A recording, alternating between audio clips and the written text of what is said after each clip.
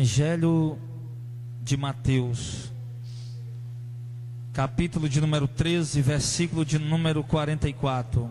Também o reino dos céus é semelhante a um tesouro escondido no campo, que um homem achou e escondeu, e pelo gozo dele vende tudo quanto tem e compra aquele campo. Outrossim, o reino dos céus é semelhante ao homem negociante que busca boas pérolas, e encontrando uma pérola de grande valor, vendeu tudo quanto tinha e comprou-a. Igualmente, o reino dos céus é semelhante a uma rede lançada ao mar, e que apanha toda qualidade de peixes, e estando cheia, a puxam para a praia, e assentando-se, apanham para os cestos os bons, os ruins porém lançam fora. Assim será na consumação dos séculos.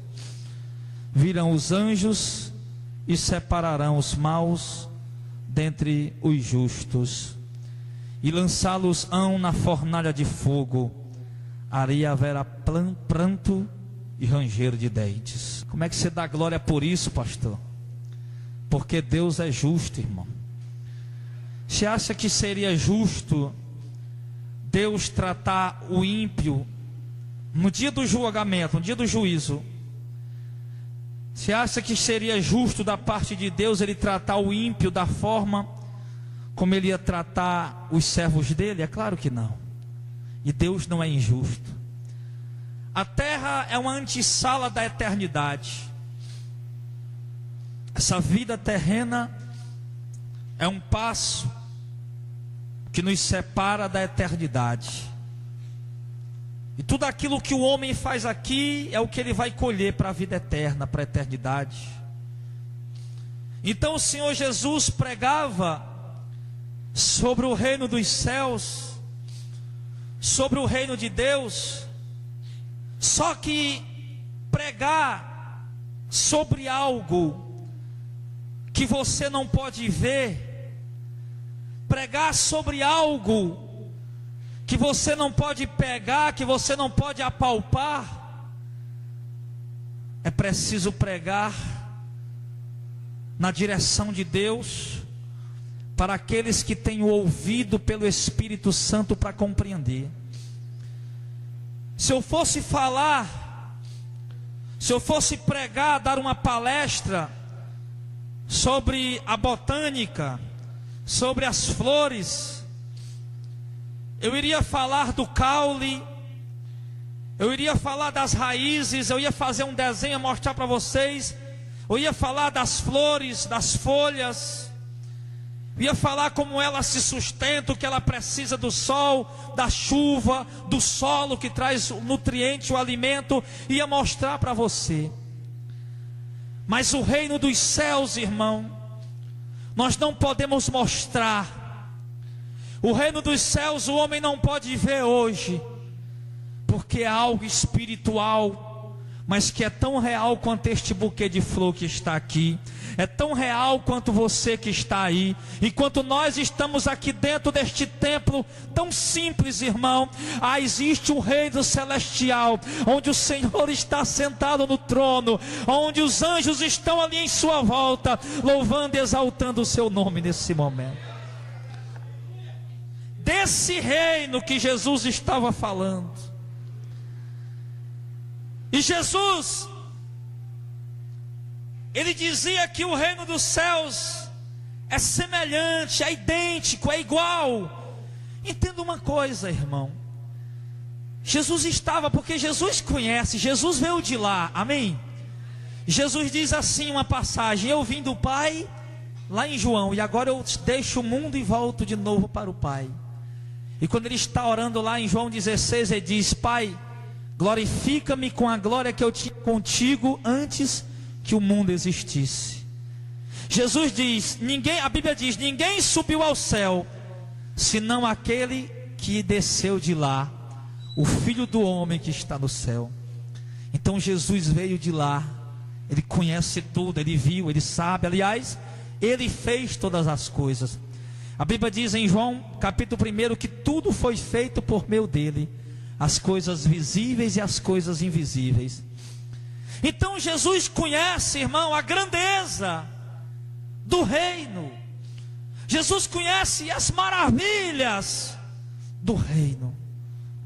E Jesus, ele tentava explicar para as pessoas, ele dizia: com que é que eu vou comparar o reino de Deus para vocês entenderem? Com que é que eu vou fazer uma comparação aqui a respeito do reino dos céus para você compreender, para você entender? E Jesus resolve naquele momento comparar o reino de Deus a um tesouro escondido no campo. Imagina aí, obreiro Zezinho, você vai lá no interior lá do teu sogro, como é o nome lá?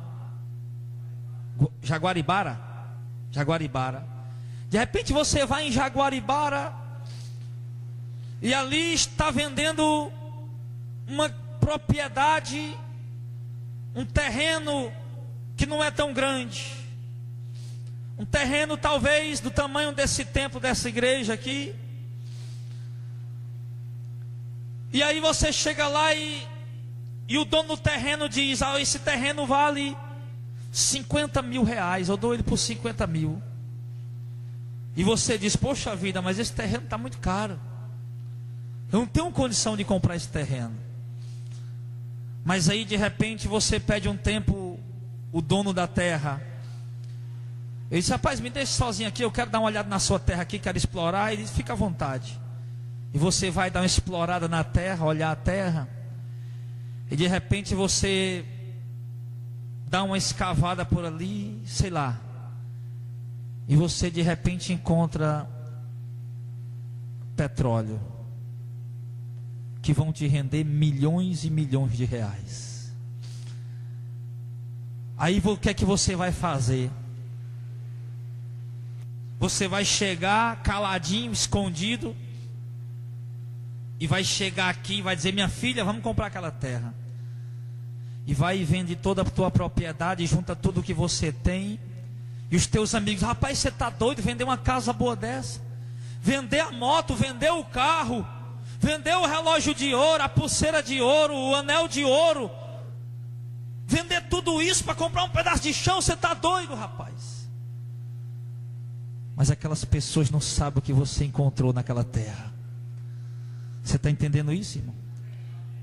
Assim é o reino de Deus. Um homem encontra um grande tesouro escondido no campo, ele vende tudo o que ele tem e compra aquele campo. Ou também o verso 45 diz que também pode ser comparado o reino dos céus a um homem que anda em busca de boas pérolas. Um homem que negocia, vai de um lado para o outro, de uma cidade para outra, de um estado para o outro, de um país para o outro, procurando boas pérolas. E a Bíblia diz no verso 46 que quando ele encontra esta pérola de grande valor, ele vai e vende tudo o que tem e compra aquela pérola. Assim é o reino de Deus. Mas o que quer dizer isso em relação à nossa vida? O que Jesus quis dizer em relação à nossa vida? Jesus estava dizendo, irmão, que os escolhidos de Deus, ele diz que quem ouve a minha voz são as minhas ovelhas. As minhas ovelhas ouvem a minha voz e conhecem. Lá em João Jesus diz isso, no Evangelho de João. E elas vêm e me seguem. Então, porque Deus conhece antes de nascer, irmão. Deus sabe quem vai perecer no inferno e quem vai ser salvo, não sabe? Antes do homem nascer, quando o homem nasce, Deus já sabe: esse vai para o inferno, esse vai ser salvo. Deus sabe tudo, irmão. Deus sabe o fim desde o começo. Então, quando um salvo, uma pessoa que vai herdar a vida eterna, mesmo que ela não saiba ainda, como eu não sabia. Você sabia que ia ser salvo, Zezinho? Há 20 anos atrás você não sabia disso. Há 5 anos atrás você não sabia que ia ser salvo, irmão João? Sabia não? Eu não fazia ideia. Sabia, irmão Jadel? Você não sabia? Nenhum de nós sabia aqui. Nenhum de nós sabia que íamos ser salvos. Hoje a gente sabe. Que Deus nos deu essa graça, nós estamos garantidos. Mas quando a palavra do reino de Deus, irmão, ela encontra uma pessoa que vai ser salva, que vai herdar o reino, esta palavra cai no coração desta pessoa, como uma semente cai em boa terra. E aí acontece o que Jesus estava explicando aqui. Esta pessoa, os seres humanos estão em procura de boas pérolas, como ele diz. Um homem que negocia e procura pérolas boas, de grande valor. E quando ele encontra, ele abre mão de tudo para comprar aquela pérola. Mas aonde é que o homem está procurando a pérola? O que é a pérola, irmão? O que significa pérola? Pérola é uma das joias mais raras. A pérola é uma das joias mais caras que existe no mundo. Por isso Jesus usou ela como essa comparação. Então, quando se fala pérola, Jesus está dizendo que o homem anda à procura de alegria. Todo ser humano anda nesse mundo em busca de satisfazer os seus anseios, em busca de preencher o seu vazio. Esse negociante aqui, irmão, que anda à procura de boa pérola, é os seres humanos que andam nos bares, que andam nos prostíbulos, que andam nos bordéis, nos motéis, nos forrós, nas baladas, nas noitadas, em busca de alegria. É um homem que anda durante o período da sua vida, vai para um lado, vai para o outro, em busca de satisfação. Essa pérola significa satisfação. O homem anda à procura de alegria. Quando você saía para beber uma noitada, quando você saía para farrear uma noitada, você andava em procura de quê? De alegria. Você andava em procura de satisfação, de prazer. Mas aí você não encontrava, por quê? Porque no final de semana seguinte você estava procurando de novo. E assim as pessoas vivem, de bar em bar, de forró em forró.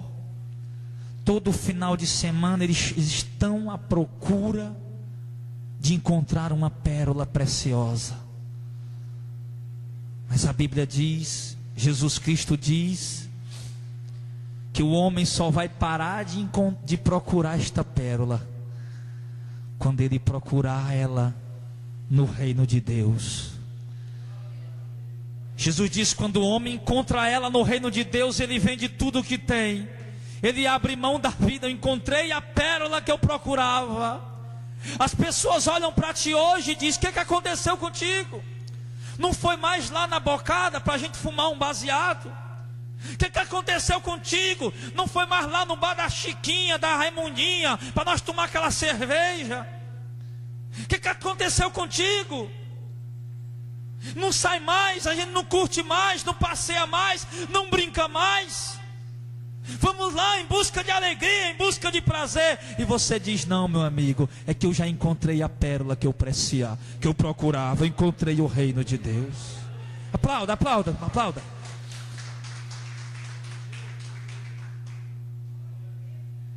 Então o reino de Deus é assim, irmão. Irmão Zezinho, ninguém nunca vai entender se você vender sua propriedade para comprar um pedaço de terra, se você não disser para eles que lá tem petróleo. E alguns só vão acreditar depois que vê. Mas quando eles verem o reino de Deus, aí já é tarde. Porque a Bíblia diz que muitos verão vocês assentados na mesa com Abraão, Isaque e Jacó, e vocês lançados fora, Jesus disse. E aí o povo que está no inferno olhando para os salvos lá no reino de Deus, e ele jogado fora, e a gente no reino de Deus, vivendo o valor da pérola que nós encontramos. Mas que eles só queriam acreditar se vissem. Mas o pior é que quando eles viram já era tarde, porque ninguém pode ver o reino de Deus. A gente só pode crer, só pode acreditar. Aí é onde entra a fé. Aí é onde entra a confiança na palavra de Deus. Aí é onde entra o X da questão, irmão Jardel. Ou eu acredito no evangelho do reino de Deus e adquiro esta pérola e o passaporte para o reino, ou eu desacredito porque eu não estou vendo e usufruo, vou curtir um pouquinho dos prazeres do mundo, porém no final serei condenado por toda a eternidade. Aí é onde entra a fé na palavra. Aí é onde entra a confiança na palavra de Deus. Confiar naquilo que está escrito, irmão. Confiar naquilo que Jesus falou. A gente às vezes está lendo a Bíblia e a gente começa a folhear. Hoje eu li Isaías. Deus me deu a mensagem, mas eu nem li ela aqui. Eu estava lendo Isaías 53 aqui, na oração 11 para 11h30. E aqui eu li Isaías 53 e a palavra queimava dentro de mim. Ele foi levado ao matadouro, falando da morte de Jesus, do sacrifício dele. Então você está lendo a Bíblia, irmão, e parece que você está lendo ali, parece que tem algo vivo dentro de você, ali queimando, uma chama acesa. Isso é a presença do Espírito Santo na tua vida, que te faz ficar vivo para caminhar. Porque o homem nunca vai entender, irmão. O homem natural nunca vai entender. Nunca, jamais. O porquê você troca o sexo com mulheres lindas como a gente vê por aí. Porque você troca a cerveja tão gelada, tão gostosa. O porquê você troca uma vida de regalias com ganho desonesto por uma vida simples. Porque você troca uma noite de forró por uma vigília na igreja, orando e chorando. O mundo nunca vai entender isso, irmão. Só vai poder entender quem encontrar esta pérola. Tem alguém aqui em nosso meio que já encontrou esta pérola, irmão? Já encontrou? Então, a Bíblia diz que isto é uma questão de confiança, de acreditar, de dar crédito ao que está escrito. Ou eu acredito no que está escrito ou não. Ou eu dou crédito à palavra do meu Deus, ou não dou crédito. Não existe meio termo, não, mais ou menos. Eu acredito mais ou menos. Aí existe uma confusão grande aí entre o Novo Testamento, o Antigo Testamento. Tem gente que quer viver ainda pelo Antigo, pela lei. Não entendem que a antiga aliança já ficou antiquada, como Paulo diz aos romanos, aos hebreus, e agora uma nova aliança no sangue do Cordeiro foi feita.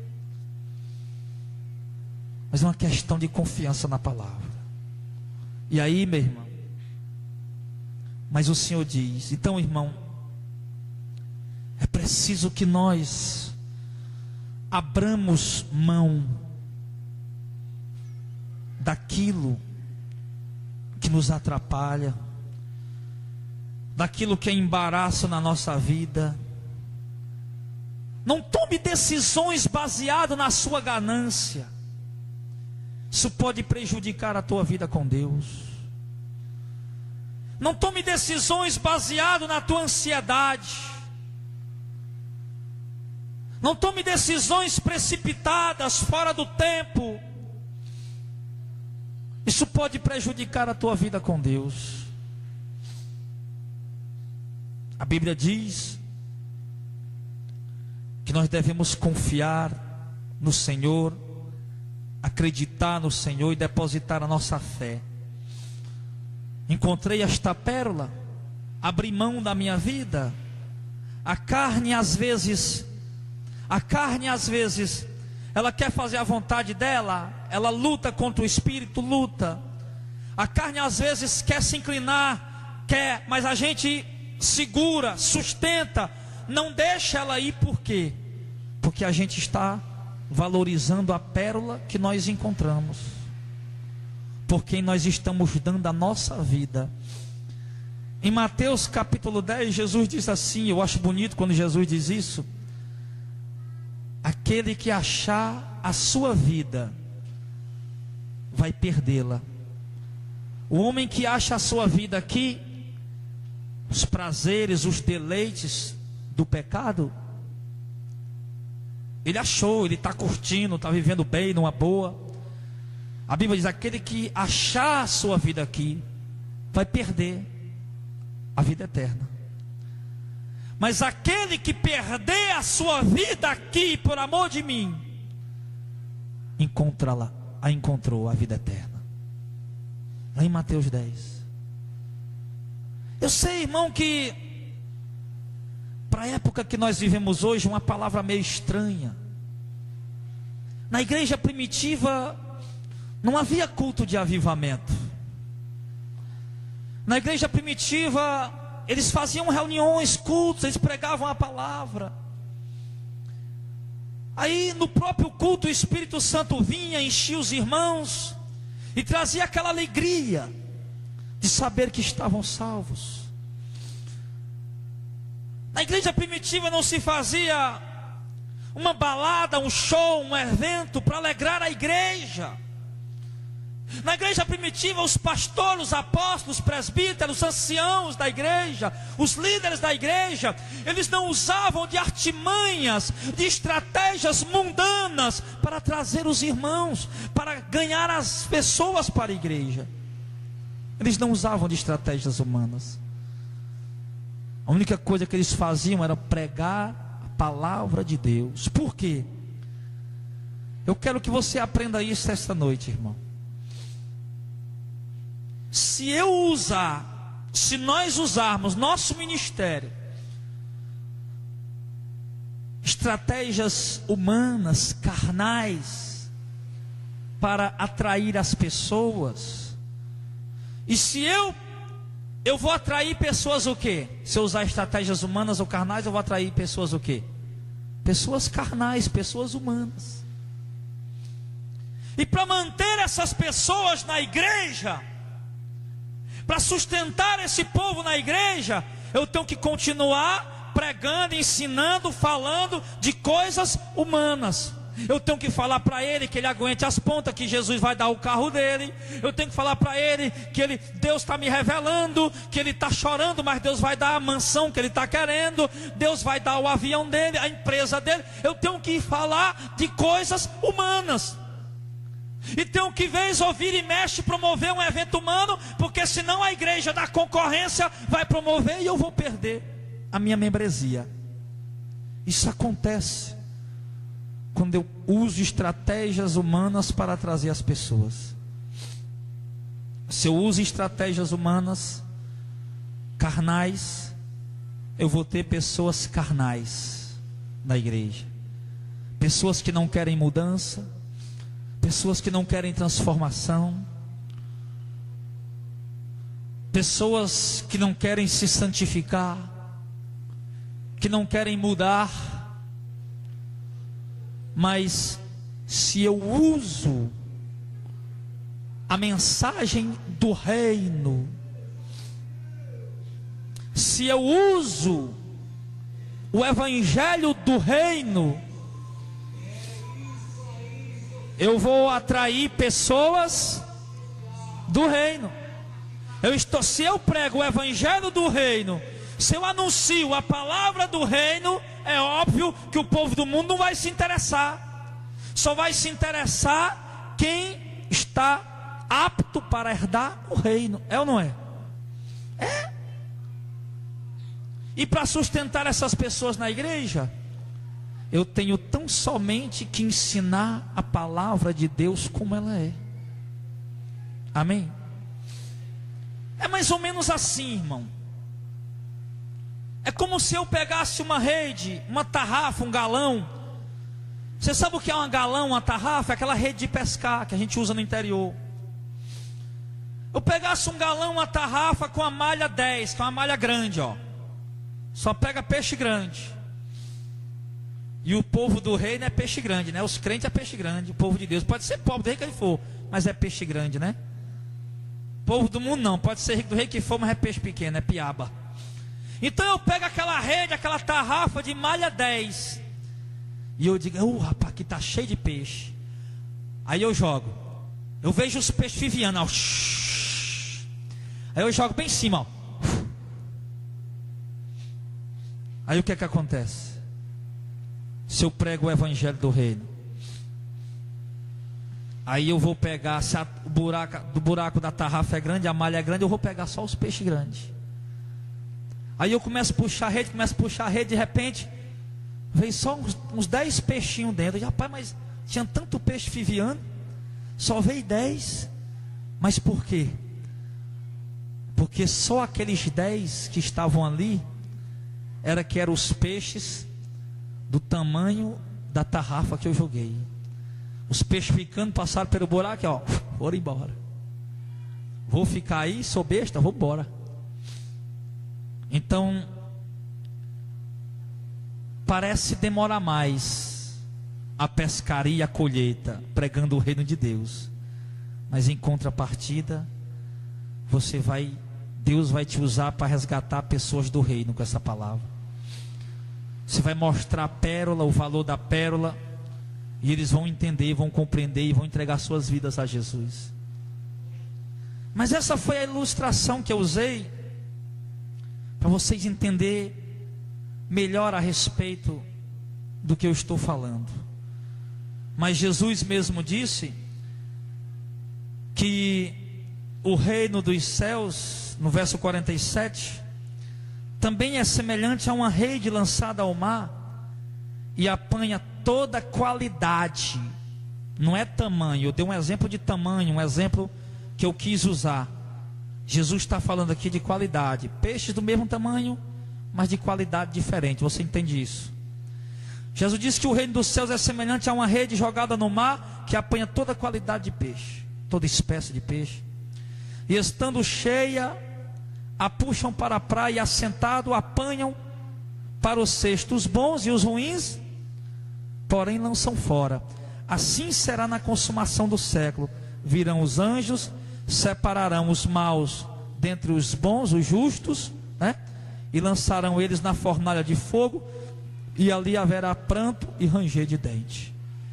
Então observe que Jesus comparou ainda o reino de Deus, irmão, a uma grande rede jogada no mar, que apanha toda espécie de peixe.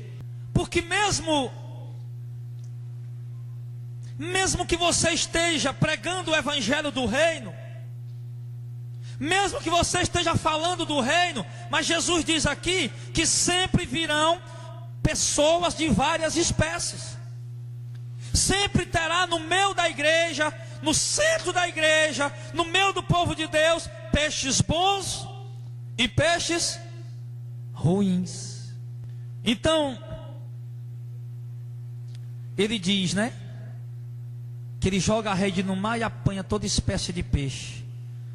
E quando puxa para a praia, irmão, ele diz que é a consumação do século. Ele puxa, o pescador vai, joga a rede, puxa um monte de peixe, arrasta para a praia, bota os peixes bons, cará, tilápia, né? Aqueles peixes que dá ferroada, que não presta, ele joga fora de novo. Mas os bons ele deixa no cesto, pescaria escolher os bons. Ele diz que assim vai ser no final dos tempos, na consumação do século. Você está entendendo aí, irmão? Na consumação do século, porque no meio da igreja existem os peixes bons e os peixes ruins. Quem são os peixes bons, pastor? São aqueles que obedecem a palavra, meu irmão. São aqueles que estão na igreja, não interessados numa bênção ou no milagre, embora Deus abençoe e faça milagre.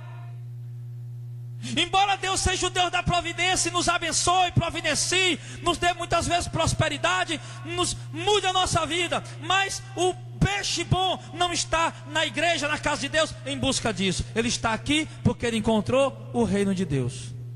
E o peixe bom é aquele que obedece a palavra, que vai adaptando sua vida de acordo com a palavra.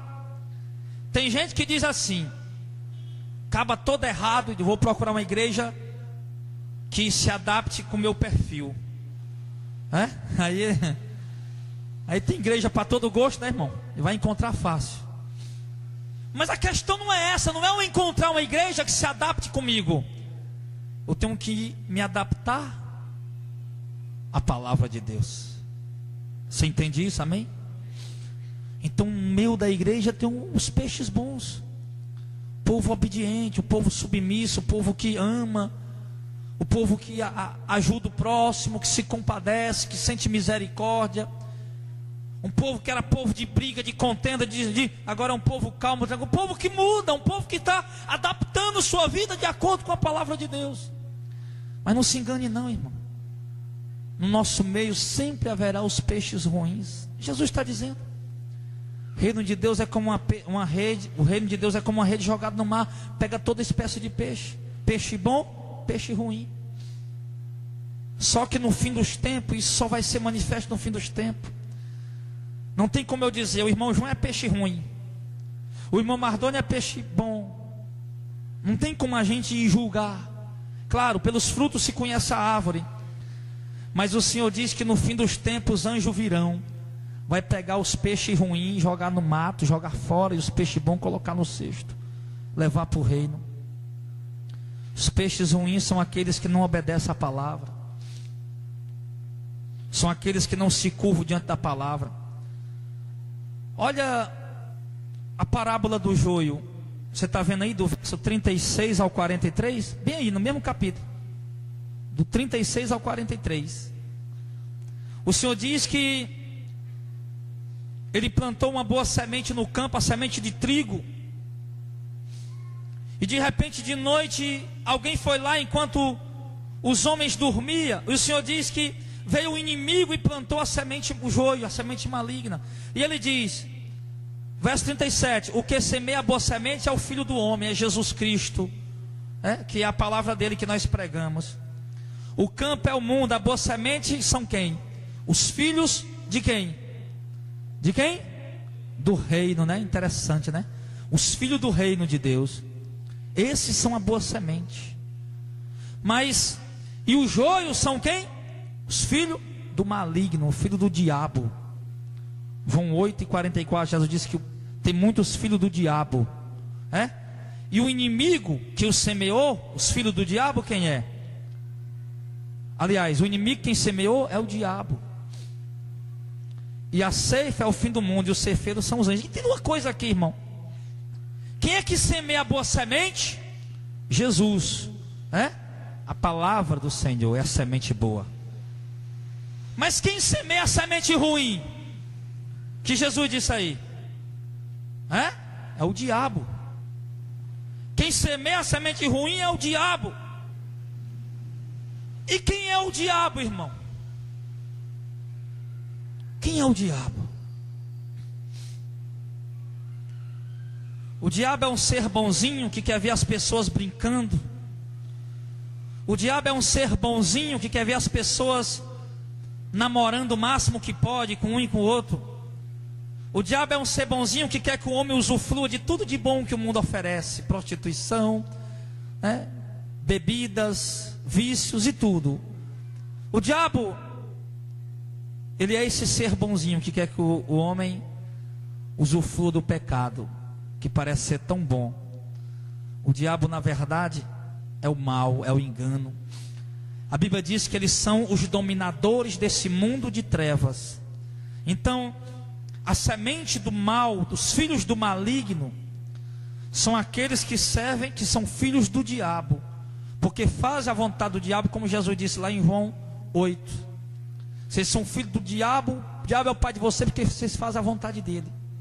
Então, o que é fazer a vontade do diabo, se a Bíblia diz que o diabo é o Deus desse século, desse mundo aqui?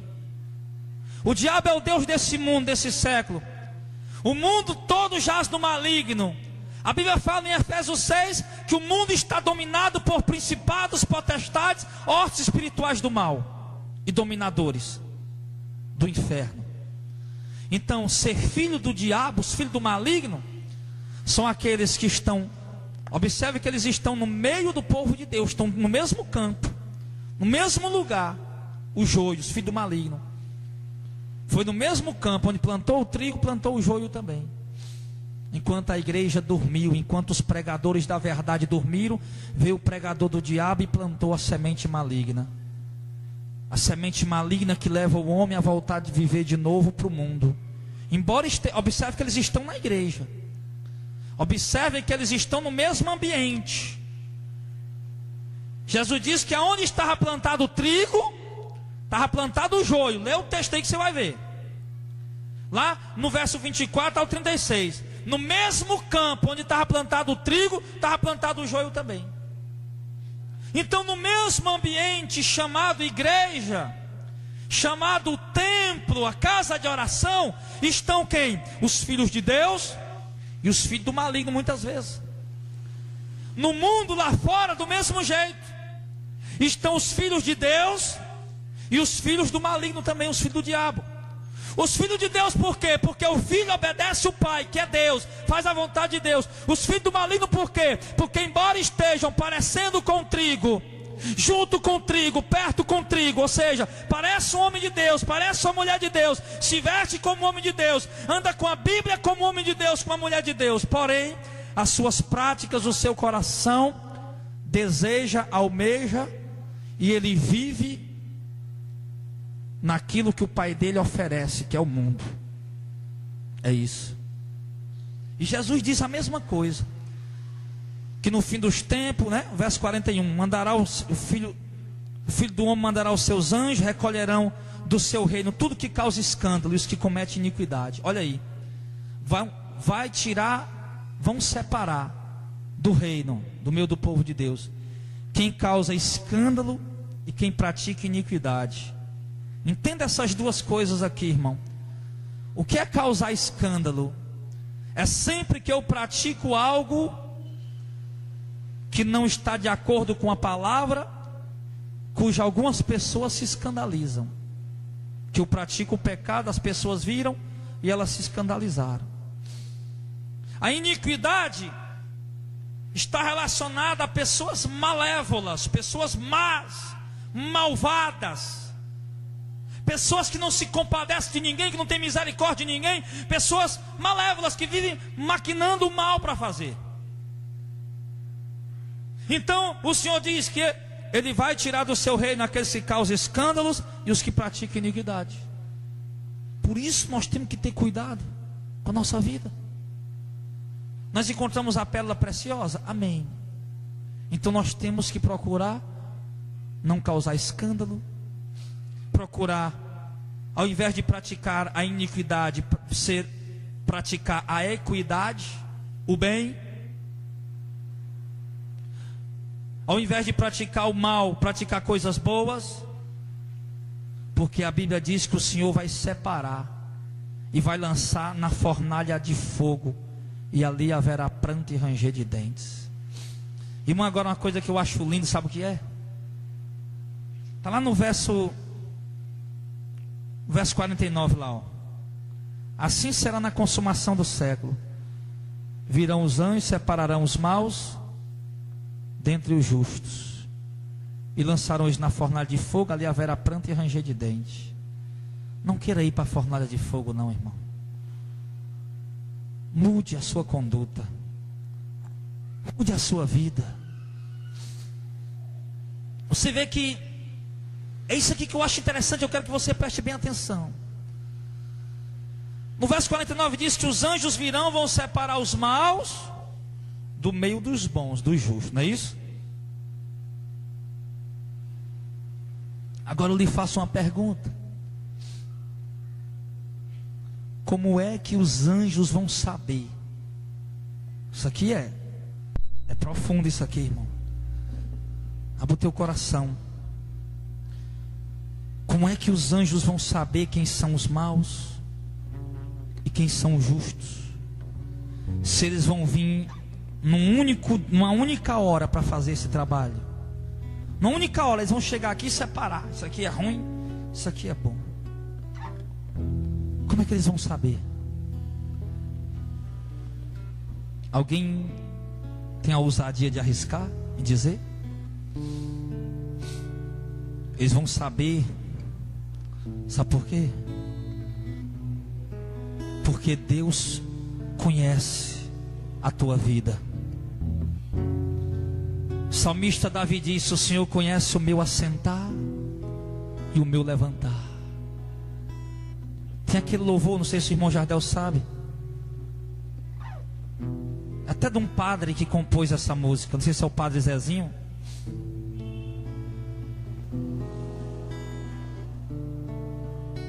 Conhece quando eu me assento, quando eu me levanto. Ninguém lembra dessa música, não? Você lembra, né? Como é que diz um pouquinho do trecho dela aí, irmã Meire? Senhor, que tu me sonda. Isso. Senhor, eu sei que tu me sondas. Senhor, eu sei que tu me sondas. Senhor, eu sei que tu me sondas. O que é uma sonda? É algo que se introduz lá dentro do ser humano. E o salmista diz: tu sonda os meus rins, o meu coração. Os anjos vão conhecer quem são os maus e os bons, porque Deus sonda. É uma palavra que diz no profeta Isaías que Deus esquadrinha a nossa mente, o nosso coração, para dar a cada um segundo os seus pensamentos e as suas obras. O salmista Davi diz: antes que a palavra chegue à minha boca, o Senhor sabe o que eu vou dizer. Deus vai separar os maus e os bons, porque Deus conhece o seu povo. Deus conhece o povo que lhe serve. Deus conhece o povo que está pagando o preço, que está chorando, que está gemendo, que está fugindo da contaminação do mundo. Deus conhece. E Ele vai separar os maus dentre os bons, por isso. Porque senão, irmãos, você imagina aquele dia, os anjos chegam, pegam os maus, botam do lado esquerdo, um monte de gente do lado esquerdo, um monte de gente do lado direito. Mas que negócio é esse aí? Por que eu vou para o lado esquerdo? Eu não posso ir para o lado direito. Não é uma questão de escolha, de querer. Você teve o tempo para escolher o caminho que você ia trilhar, a vida que você ia viver, as obras que você ia praticar, mas você foi displicente. Você não deu crédito à mensagem do Evangelho. Você quis ver para crer, e agora chegou a hora de ver, a hora do juízo. Porém, você vai ver, mas será condenado. Mas Jesus disse a Tomé: não sejas incrédulo, Tomé, mas crente. Tu creste porque me viste. Bem-aventurados são os que não viram e creram. Alguém aqui já viu Jesus? Bem-aventurado é você que não viu, mas crê.